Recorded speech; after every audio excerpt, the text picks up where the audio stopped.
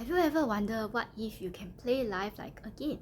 I got this idea after reading the Solo Leveling comic in particular, and in this video we will talk about playing the game of life, about life and cards. So in life, all of our lives, we are dealt a hand of cards, right? Maybe we are dealt this card of action card, house, into any full set at 3 million to the rent value, or maybe we are given this another rent card, which is about all players pay you rent for the properties you own in one of these colors, play into the center to use. Right, so that's for the game of Monopoly. For the game of poker, we are also given a hand of cards, Queen of Hearts, King of Ace, etc. We are given cards, right?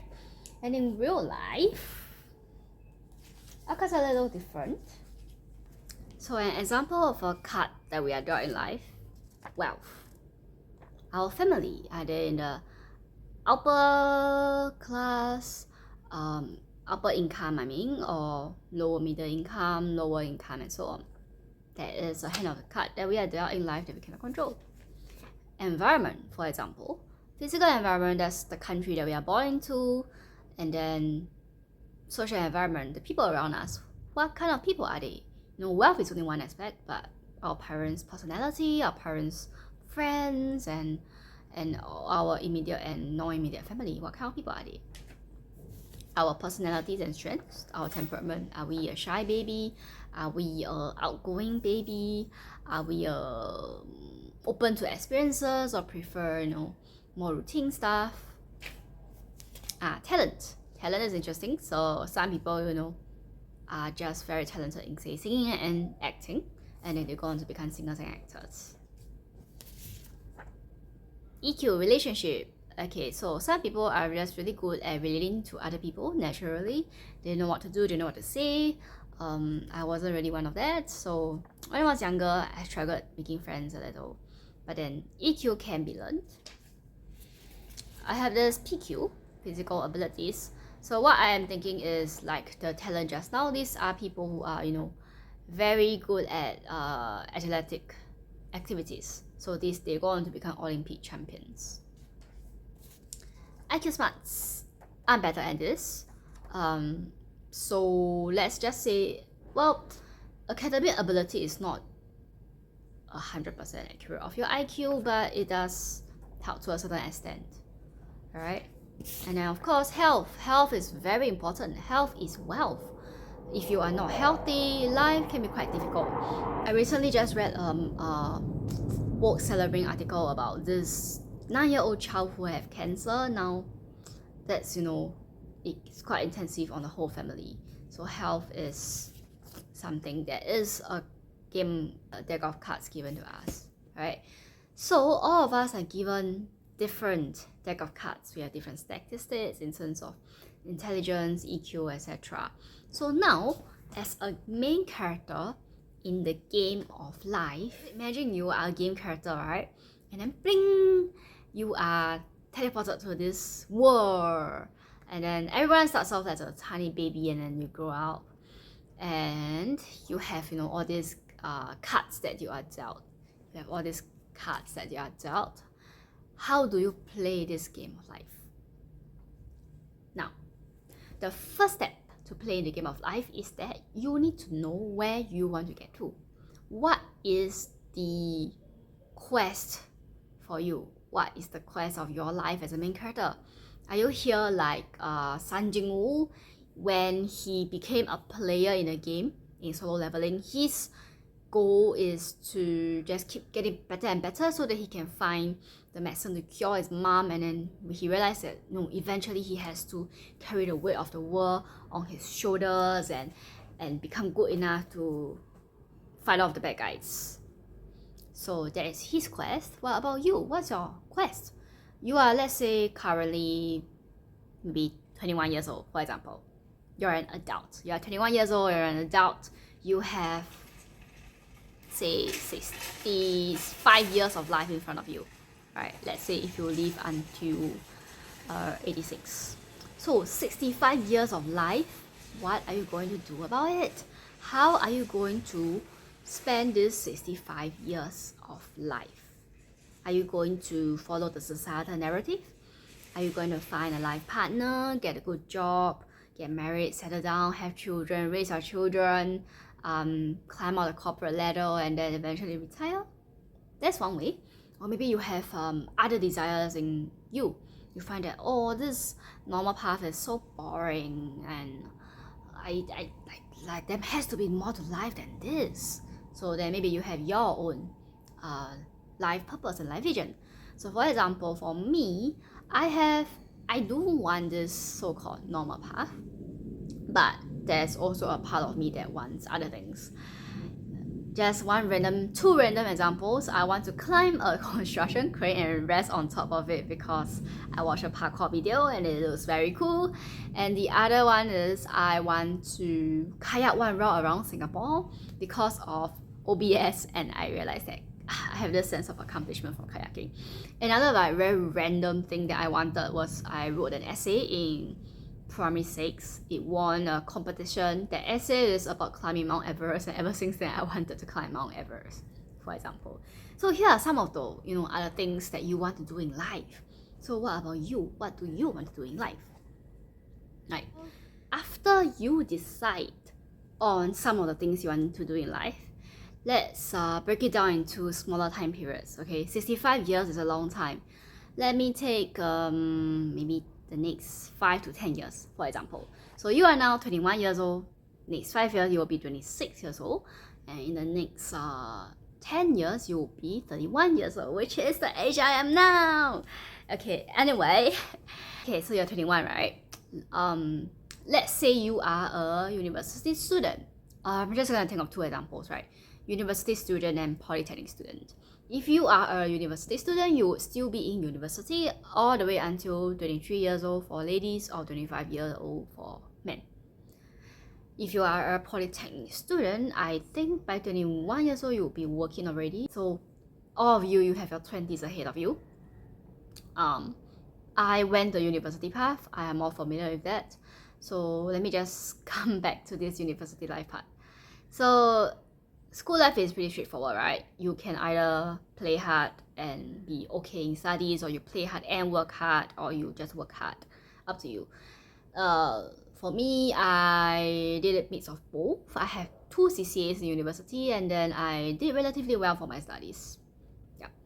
And then I graduated.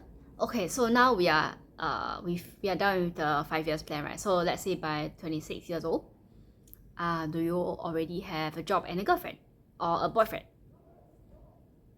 Where are you at?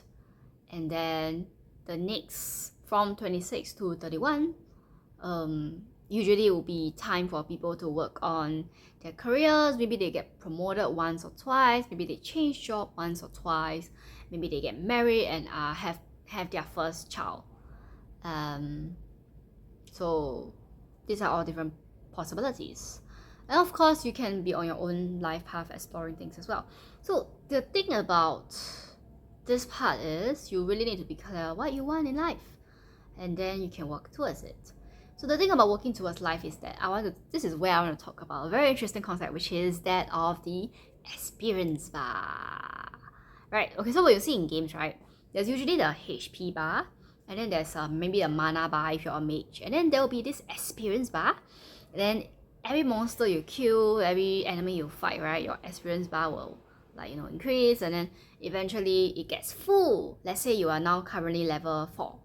Then when your experience bar is full, you go up to level 5.